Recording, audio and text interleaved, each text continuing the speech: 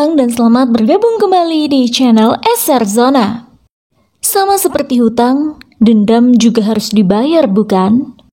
Kadang kita sudah berusaha sebisa mungkin menghindar dari masalah, namun sepertinya masalah sangat suka mendekati kita. Tanpa mengesampingkan kesan seorang ibu, ayah adalah sosok pahlawan bagi anak-anaknya. Ayah juga salah satu atau bahkan mungkin satu-satunya tulang punggung keluarga. Mengajari anak-anaknya berjalan sampai memimpin jalan, juga memberi dengan senang hati apa yang dibutuhkan putra-putrinya. Namun, apa yang akan terjadi jika sosok pahlawan itu pergi? Lebih-lebih jika kepergiannya sebab menjadi target kawanan geng biadab dan sang anak mengetahuinya. Tentu balas dendam menjadi satu-satunya solusi. Mungkin itulah yang hendak disampaikan oleh sutradara Susintiran dalam film yang berjudul Nan Mahan Allah, dibintangi oleh Karti dan dirilis pada tahun 2010. Film ini mengisahkan seorang pemuda pengangguran tengah berjuang mendapatkan pekerjaan untuk menikahi gadis yang dicintainya. Pemuda itu memiliki seorang ayah yang senantiasa memberinya semangat serta dukungan. Namun semua berubah setelah ayahnya dibunuh oleh komplotan orang tak dikenal dan sejak itulah ia bertekad untuk membalas dendam. Bagaimanakah kisah selengkapnya dan mampukah ia menjalankan misinya? Oke, tanpa berlama-lama yuk langsung saja simak, ini dia rangkuman alur cerita filmnya.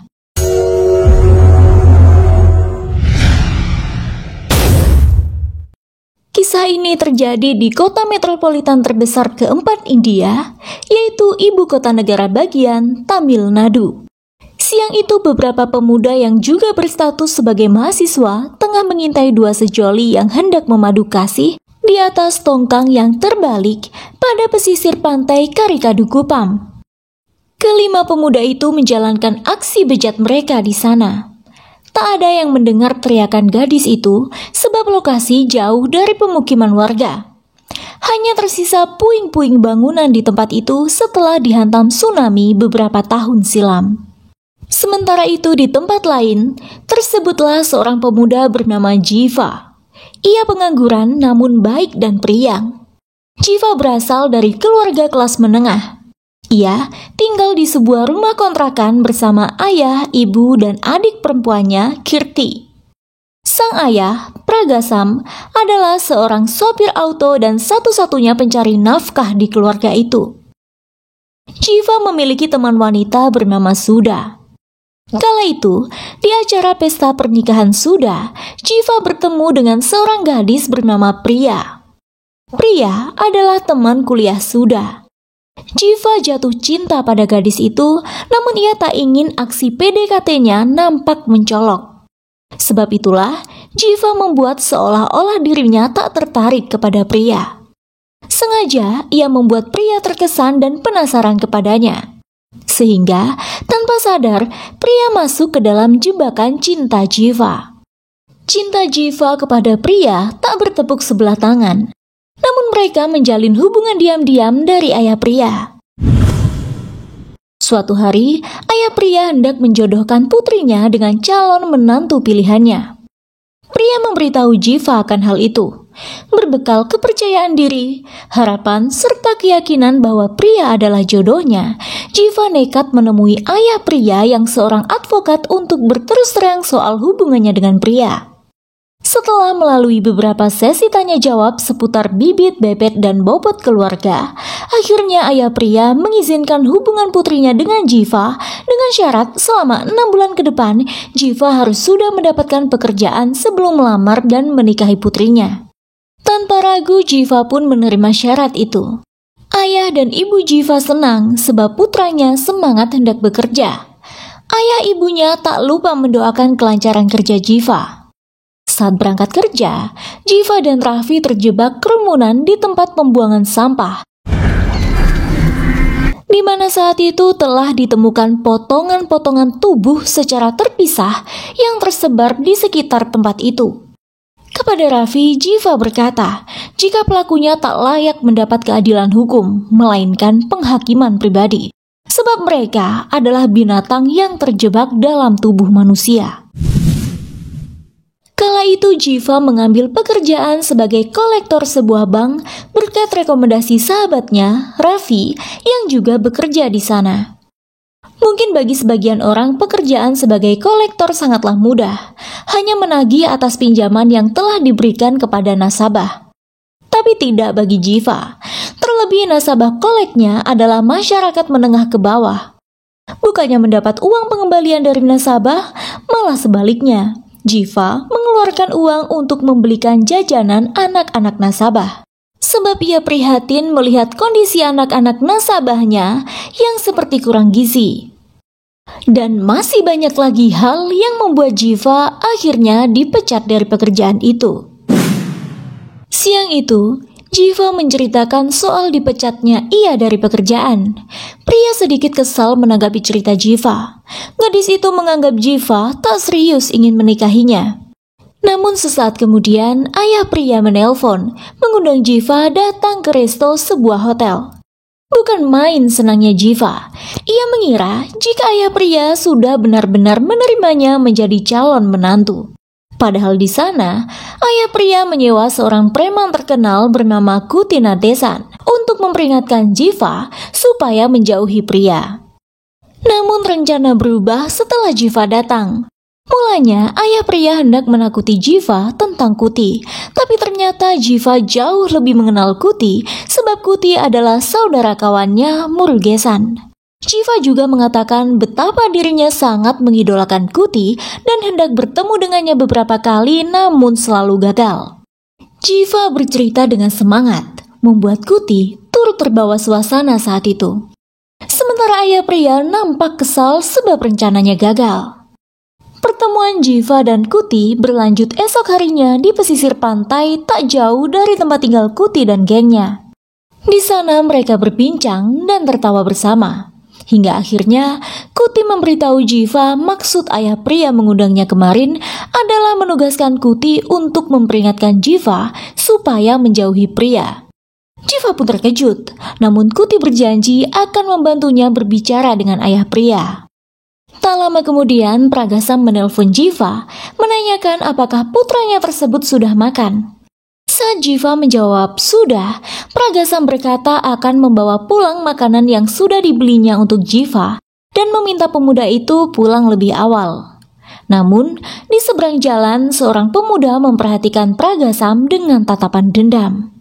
Entah apa yang telah terjadi sebelumnya. Yang pasti, pada malam harinya, sesuatu buruk menimpa Pragasam. Sepulang bekerja, ketika pria itu melajukan motornya di persimpangan jalan yang sepi, sebuah truk menabraknya. Bersama motornya, Pragasam terpental dan terseret beberapa meter hingga terguling-guling di aspal. Beruntung saat itu seseorang menemukannya dan segera melarikan Pragasam ke rumah sakit. Kabar musibah yang menimpa ayahnya membuat Jiva khawatir. Ia menjaga ayahnya sepanjang malam, namun sekelompok pemuda mengawasinya. Tepatnya, mereka mengawasi ayah Jiva. Mereka berniat membunuh Pragasam dengan mengecoh Jiva. Salah satu dari mereka meminjam handphone Jiva untuk menghubungi temannya. Tentu saja itu termasuk dari bagian rencana mereka. Namun, usaha mereka gagal sebab saat itu polisi tiba hendak mengusut kasus laka lantas ayah Jiva. Dari sini cerita masih menjadi teka-teki, sebab entah apa yang telah terjadi, yang pasti komplotan pemuda itu berambisi untuk membunuh Pragasam. Guna melancarkan aksinya, salah satu dari mereka menyarankan untuk meminta bantuan pamannya, Peyi Babu. Dan disitulah sebuah peristiwa terungkap. Beberapa hari yang lalu, Dana membantu temannya Anan kawin lari dengan kekasihnya. Kebetulan saat itu mereka menumpang auto Pragasam. Pragasam yang mulanya menolak akhirnya dengan terpaksa mengantar penumpangnya itu. Tiba di markas mereka, teman-teman kuliah Dana melakukan pelecehan serta pembunuhan kepada gadis itu dan Anan saat Dana pergi.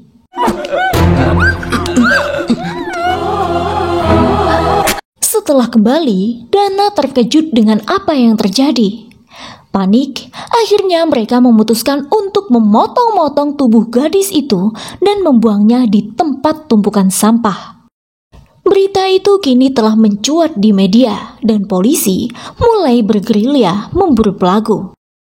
Merasa terancam dan takut Pragasam yang saat itu sempat menyaksikan korban dibawa oleh mereka, akhirnya mereka pun menyerang Pragasam malam itu. Dan saat mendengar Pragasam telah selamat, mereka berniat untuk membunuhnya lagi. Akhirnya, Pragasam telah dibawa pulang ke rumah dan Jiva mulai bertanggung jawab atas keluarganya.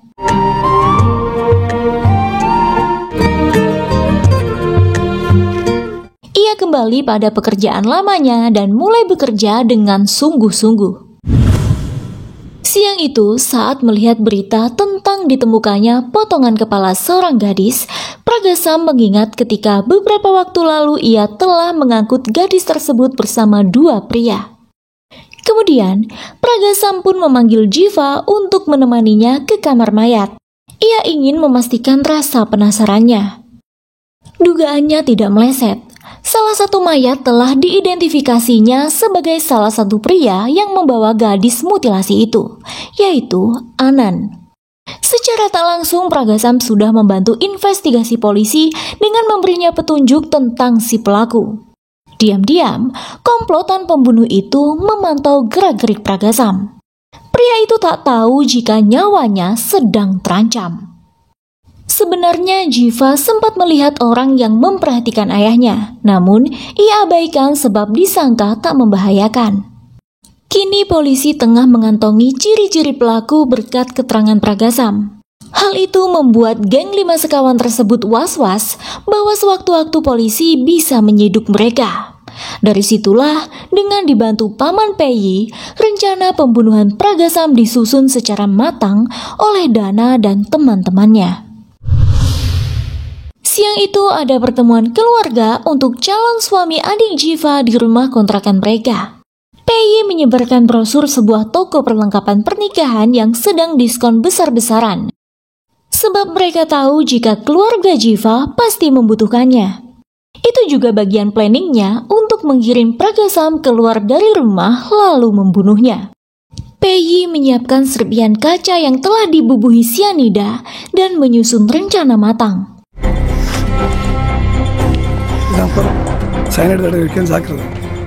Esok harinya, ketika Pragasam dan Jiva pergi berbelanja kebutuhan pernikahan adik Jiva, salah satu dari komplotan itu memanggil Jiva atas nama sebuah toko yang baru saja mereka datangi. Komplotan itu bermaksud menjauhkan Jiva dari Pragasam. Setelah waktu dirasa tepat, mereka pun menimbulkan kerusuhan dengan melempar botol-botol ke target random. Kemudian, Dana yang membawa serpihan kaca berbalut bubuk sianida itu menusuk Pragasam.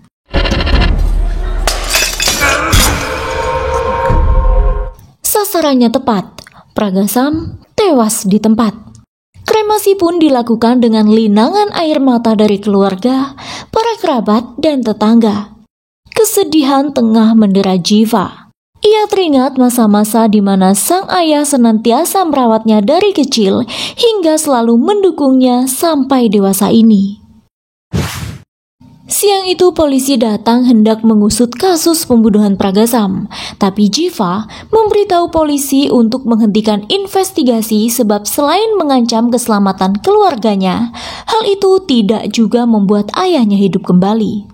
Petugas kepolisian menghargai keputusan Jiva dan pamit undur diri. Sebenarnya Jiva memutuskan demikian bukan berarti ia menyerah. Justru Jiva tak ingin melibatkan hukum yang berlaku. Setelah semua yang dilaluinya, Jiva bertransformasi pada kekerasan dan memutuskan untuk melakukan penghakiman pribadi kepada para pelaku. Hal itu didasari dengan rasa khawatir Jiva jika kemalangan yang menimpanya akan juga menimpa keluarga lain. Ia tak ingin membiarkan babi-babi liar itu bebas berkeliaran. Ia harus melakukan sesuatu untuk menghentikan aksi bejat mereka. Jiva kembali mengingat salah satu pria yang terlihat saat penyerangan ayahnya, nampak sama seperti sosok yang digambarkan Pragasam kepada polisi ketika berkunjung ke kamar mayat. Segera Jiva meminta bantuan Kuti Natesan untuk melacak geng tersebut. Dengan pengaruhnya, Kuti meminta gengnya untuk membawa semua orang yang memiliki basic seperti yang telah digambarkan Jiva. Mereka adalah orang-orang yang biasa melakukan pembunuhan di Chennai. Kuti meminta Jiva untuk mengidentifikasi mereka. Sementara Jiva sibuk mengidentifikasi para calon tersangka, Peggy Babu yang datang terakhir lolos dari interogasi Kuti tapi tak lolos dari identifikasi Jiva yang saat itu tak sengaja berbalik melihat Peggy. Menyadari jika Peggy adalah orang yang mengirimkan brosur di rumahnya sebelum pembunuhan sang ayah, Jiva pun mengejarnya.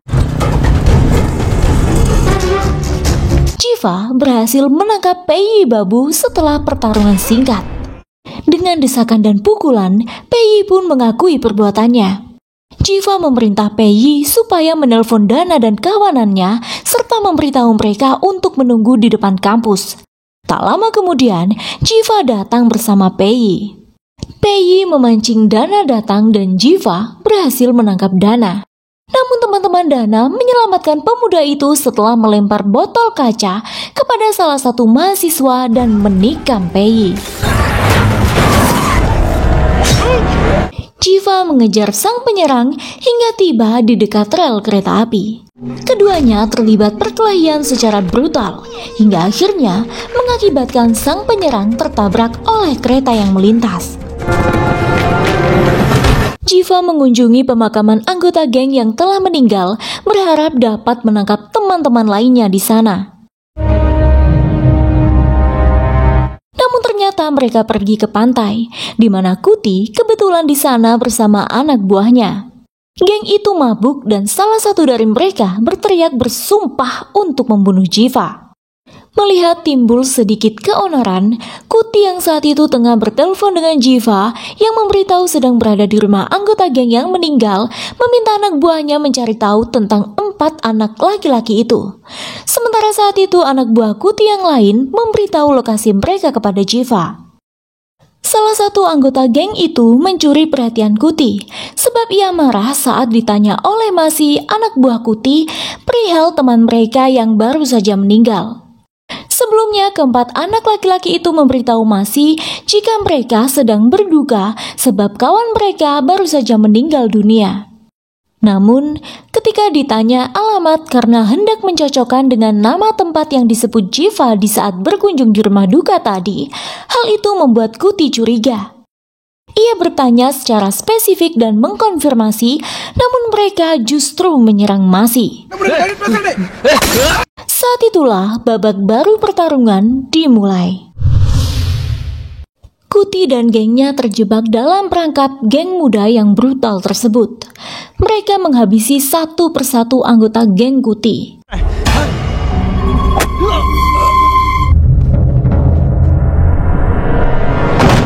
Sesaat sebelum Jiva tiba, mereka juga telah menghabisi Kuti. Jiva pun tiba. Ia menemukan Masi yang tergeletak di tepi pantai. Kemudian mereka sama-sama masuk ke bangunan yang hanya tersisa puing-puing saja dan lebih mirip labirin itu. Jiva dan Masi menemukan Kuti dan yang lain sudah tak bernyawa. Tak terima dengan apa yang menimpa kawanannya, Masi menghampiri mereka hendak membalas. Namun malang tak dapat ditolak. Masi juga menjadi korban mereka. Kini tersisa Jiva seorang diri. Akhirnya pecahlah perkelahian di sana.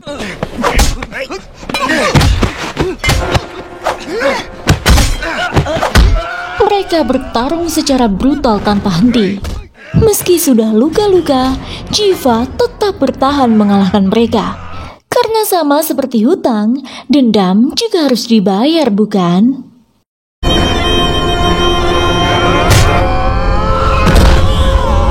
Pada akhirnya Jiva melumpuhkan mereka semua, mengubur hidup-hidup dalam lubang yang telah digalinya. Itulah akhir dari film Nan Mahan Allah. Jiva telah berhasil menjalankan misinya dan film pun selesai.